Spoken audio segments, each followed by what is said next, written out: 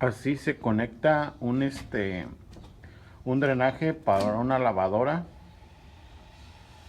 Si pueden ver, es muy bien importante que le dejen la trampa de la lavadora hasta abajo para que cuando caiga el agua caiga con fuerza y no tienda a subir para arriba. Tienen que dejarle un clean up y la respiración es muy importante para que el agua corra bien. Como pueden ver, básicamente esto es lo que requiere el código.